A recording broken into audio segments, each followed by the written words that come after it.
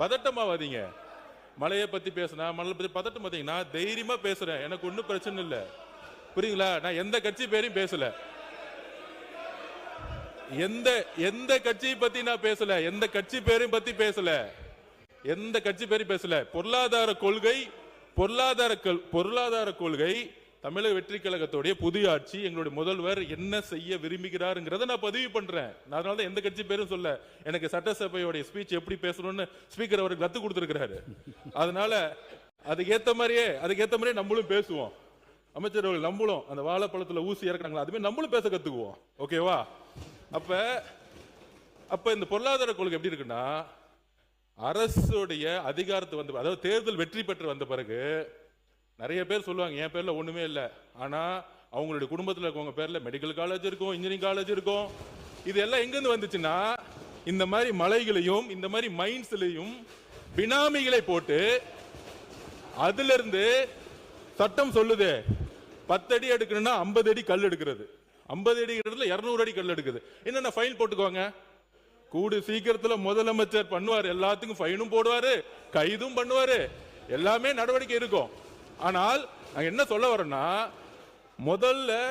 முதல்ல இந்த அரசியல் ரீதியாக வெற்றி பெற்ற பிறகு முன்னாள் அமைச்சர்களுடைய பினாமியா இருக்கக்கூடிய இந்த மலைகள்லாம் இருக்கு பாருங்களா, மக்களுடைய சொத்துக்களா மாற்றப்படும். அதான் அமைச்சர் வந்து முயற்சி செஞ்சுட்டு இருக்காரு.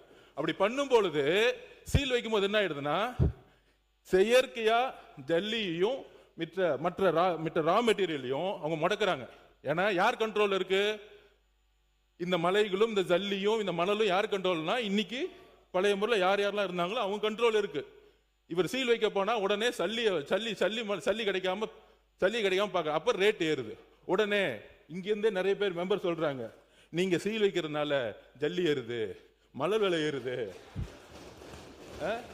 கல்லு விலை ஏறுது.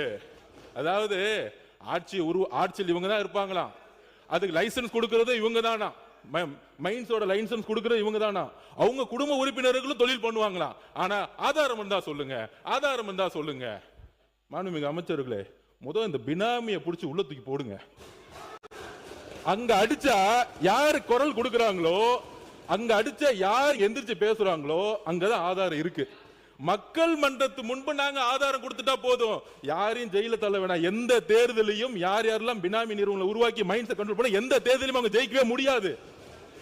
எழுதி வச்சுக்கோங்க. முன்னாள் அமைச்சர் அப்படிதான் மதுரையில் ஒருத்தர் மைண்ட்ஸை கண்ட்ரோல் பண்ணாரு, டெபாசிட் வாங்கல, மதுரையில் ஜெயிச்சுட்டு வந்திருக்காரு. மதுரையில் ஏன் தெரியுமா ஜெயிச்சாங்க?